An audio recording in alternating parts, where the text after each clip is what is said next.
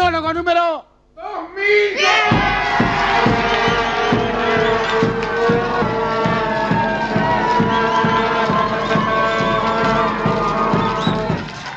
Bueno, señores, monólogo 2000. 30 años metiendo libreto debajo de esta peluca. Mire, esta noche en lugar de hacer un monólogo lo que pasó esta semana con la actualidad de esta semana, vamos a hacer un monólogo recordando lo que pasó los últimos 30 años, a ver si aprendemos algo, ¿eh? Señores, cuando allá por 1960 puse la jeta por primera vez delante de los horticones, no existía la televisión color, no existía Maradona, no existía el Austral, es decir, el Austral tampoco existe ahora, pero es otra historia. No existía el control remoto, no existía el yogur descremado, pero sí existía Don Álvaro. Sí, señores, sí, Don Álvaro, el papá de la nena. Si bien Don Álvaro empezó a curtir gabinete como ministro de Industria allá por el año 55 en la Libertadora, que no tiene nada que ver con la Copa Libertadores, porque recién con Arturo Frondizi se convirtió en ministro de Economía. Porque le voy a decir más, antes de don Arturo Frondizi no existía el Ministerio de Economía, dicen los memoriosos que para aquellos años había un poco de guita en el Tesoro y entonces con un ministro de Hacienda tipo Cereijo alcanzaba. Con la misiadura aparecieron los ministros de Economía, lo que no queda muy bien claro si la misiadura trajo al ministro de Economía o si los ministros de Economía trajeron la misiadura. Lo que pasa que hace 30 años que tenemos de las dos cosas. Por aquellos años, don Álvaro Sogaray se mandó la famosa frase hay que pasar el invierno. Y pasaron los inviernos.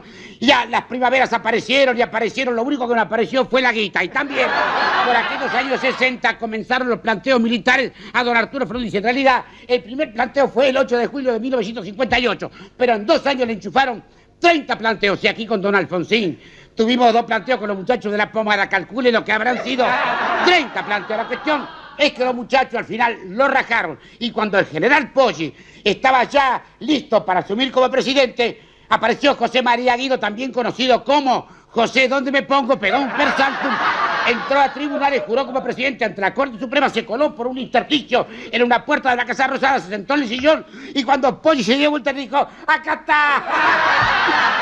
Y quedó de araca. La cuestión es que don Guido trajo a otro prohombre de la economía, don Federico Pinedo, que dijo que hay que hacer las cosas rápido, se mandó en un solo día una devaluación del 21% y mandó el dólar a la astronómica suma de 99 pesos, moneda nacional de curso legal. Chicos, si ustedes no saben lo que es eso, la moneda nacional de curso legal, pregúntenle al abuelo. Pero no lo hagan llorar demasiado, por favor. La cuestión que don Pinedo se las tomó ofendido por las críticas que despertó esa devaluación. Y entonces apareció de vuelta Álvaro II, que viene a ser como Highlander 2, Tiburón 2, Rocky 2, una cosa así.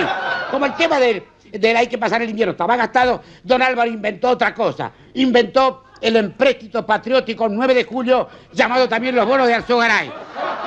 Los que se lo quedaron, la verdad, se ganaron mucha guita. Los que no nos pudimos quedar, ¿para qué le voy a contar? Eso, mientras tanto, los militares que no tenían nada que hacer, se pusieron a jugar los soldaditos entre ellos. Hicieron una raya, dijeron, Colorado de este lado, Azul de este otro lado, gana el que tiene más tanques. Nosotros, los civiles que no teníamos arte ni parte en el asunto, porque únicamente ligarnos una bomba que nos reventara la casa. Estábamos tranquilos porque tanto Azules como Colorados decían que todo lo hacían por el bienestar de la gente y por la salvación de la patria. De donde se deducía que la salvación de la patria estaba en manos del que tenía más tanques. ¿Comprende? La cuestión es que en el año 63 le tocó el turno de vuelta a un presidente constitucional y apareció don Arturo Humberto Illia, uno de los pocos cordobeses nacidos en Pergamino que se conocen. Don Arturo Humberto Illia nombró como ministro de Economía a don Eugenio Blanco, que muere en el cargo, y entonces mi gran amigo Juan Carlos Pugliese asume como ministro de Economía, empieza, mejor dicho, su carrera como ministro de Economía suplente de todos los gabinetes radicales. Pero como las cosas buenas duran poco tiempo, antes de cumplir los 3 años, los muchachos de la Gineta le dan el raje a don Arturo Humberto Illia y designan en elecciones limpias y por unanimidad, 3 votos, a don Juan Carlos Onganía. El hecho que don Juan Carlos Onganía, en la época del enfrentamiento entre azules y colorados, haya sido azul y legalista y después se convirtió en golpista y de hecho colorado, es porque a veces la gente distingue. La cuestión es que a don Arturo lo rajaron porque decían que era muy lento, que era una tortuga. Ahí tuvimos un cacho de la culpa todo porque era sindicato, era CGT, le tiraba tortugas en Plaza de Mayo, los medios en contra, los periodistas en contra, los humoristas le hacíamos chistes, era una manga de boludo. ¿Para qué le voy a contar? Porque el problema no era que Don Ilia era lento. El problema es que los que vinieron después fueron rápidos. Y fuimos derechos para el caramelo, pero rápido. Claro, no todo fue negrura en aquellos años, porque en el 66 hubo avances, porque después de la noche de los bastones largos cerraron todas las facultades y entonces todos los investigadores, científicos, matemáticos, laburantes de las neuronas avanzaron hacia las fronteras y se las tomaron y no volvieron nunca más. Después apareció algún premio Nobel que volvió a saludar a la familia y se las volvió a tomar. Total, que para 1969 el ministro de Economía era Adalbert Krieger Bacena, que había mantenido el dólar más o menos estable, pero de pronto apareció don José María Danino Pastore, y como el dólar ya estaba en 350 mangos, le arrancó 2-0 porque inventó el peso ley 18.188, íntimamente llamado el peso ley. Don Juanca, en aquellos años, don Juan Carlos Onganía, pensaba quedarse 20 o 30 años, pero apareció el cordobazo, el rosariazo, y el país se movió como un flanazo. O sea que para los finales de 1970, los muchachos le dieron las gracias por los servicios prestados a don Juanca primero, y después designaron en elecciones limpias y por unanimidad a Roberto Marcelo Leviton. Roberto Marcelo Leviton es el único presidente en toda la historia argentina desde 1810 hasta la fecha que cuando lo designaron no lo conocían ni el loro. Vea, escúcheme, en las redacciones no sabían cómo se escribía el nombre, no había una foto de él. Cuando a la noche de la sexta apareció Leviton presidente, la gente preguntaba, ¿pero presidente de qué país será este buen señor? Porque para colmo, cuando lo designaron, él estaba en la Junta Interamericana de Defensa en Washington, así que aquí estábamos como los indios que se golpean el codo, en bolas y a los gritos estábamos, la verdad. Por fin, don Leviton apareció, dijo, soy el presidente, y se sentó en el sillón a esperar órdenes. Lo que pasa, el problema fue que mientras estaba esperando las órdenes, empezó a jugar un jueguito que decía, pese a todo, yo soy el presidente. Don Lanusse, que era el inmediato superior, no le gustó nada la cosa, pero Rose va, Rose viene, don Leviton lo destituye a Lanusse escucha eso, caza el tubo y lo destituye a Leviton, y como donde manda teniente general, no manda general de brigada, Leviton volvió rápidamente al anonimato, cansado ya de echar presidente, había echado 2, don Lanusse pensó, para pensar como yo, nadie como yo. Entonces agarró y se nombró presidente sin dejar el cargo de comandante en jefe. Astuto el hombre, y enseguida inventó una cosa que se llamó el GAN, Gran Acuerdo Nacional. Entonces mandó al coronel Cornicelli a verlo a puerta de guerra a mi gran amigo Juan Domingo.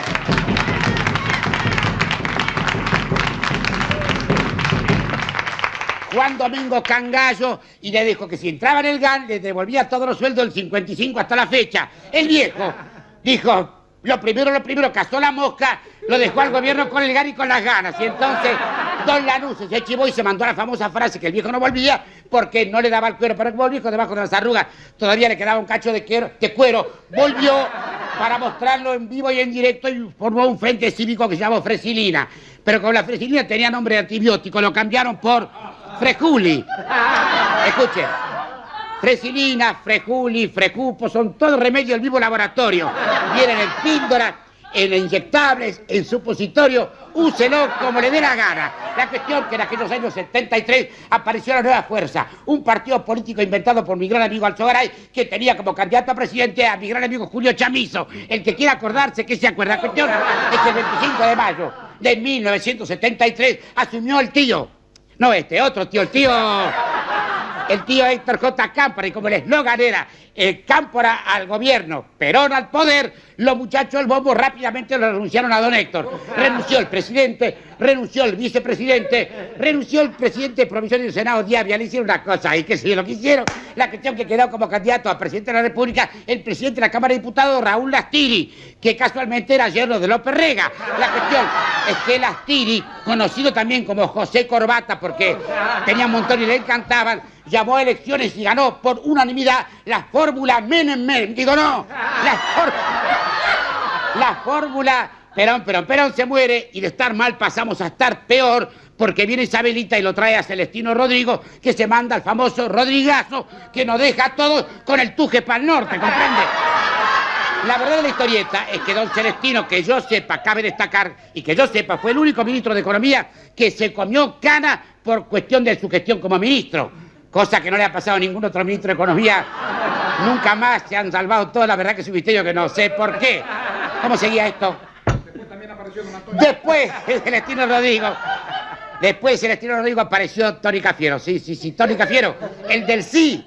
El de si lo hubiera sabido lo llamaba el plebiscito. Y después de él apareció Mondelli, que Isabel decía no me lo toquen al gordito. Cuando se murió Perón, es una acotación que le voy a hacer, yo estaba laburando en este canal, me llamaban para decirme vamos a parar un poco con los programas humorísticos, hay que hacer un duelo. Y yo pensé también que lo suspendan un par de semanas. La verdad que no lo suspendieron un par de semanas, suspendieron un par de años. Y pues después vinieron los muchachos en el 76 de vuelta y ya siguieron, porque era que entonces eran largos los duelos, ¿comprende? Y así llegamos a la época del proceso, donde el ministro de Economía era José Alfredo Martínez de Oz, y el proceso lo voy a pasar por alto porque la verdad que no, mejor no recordarlo, ¿no es cierto?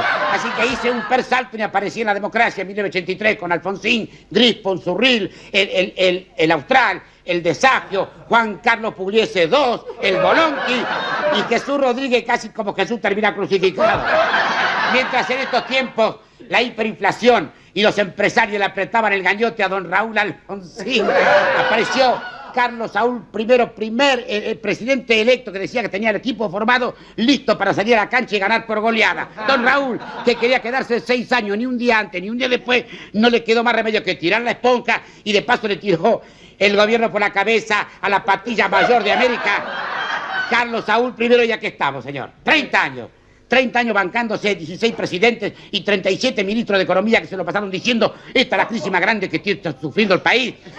Hay que reducir el gasto público, hay que laburar más, hay que invertir en el IPA. Mientras tanto, quiere que le diga una cosa, mira, este peso moneda nacional le arrancaron 2 ceros con este otro peso ley 18.188. A este le arrancaron 4 ceros con este otro peso argentino. Y como si esto fuera poco, le sacaron 3 ceros más con este peso, con este austral. O sea que le estirparon 9 ceros a este pesito de acá adelante. Y como este austral equivale a 1.000 millones de pesos moneda nacional. Y como en aquel entonces se compraba con 83 pesos moneda nacional, $1, este austral equivale a 12 millones de dólares. Lo cual parece un chiste si no fuera una joda grande como una casa. Pero yo todavía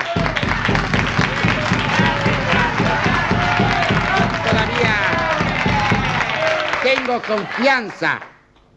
confianza, por eso le digo a los políticos y a los funcionarios, no a todos los políticos ni a todos los funcionarios, porque hay que preservar las instituciones. A algunos políticos y a algunos funcionarios que están ahí viéndome, si siguen haciendo las cosas que están haciendo, yo voy a tratar de estar acá todo el tiempo posible para seguir jodiendo.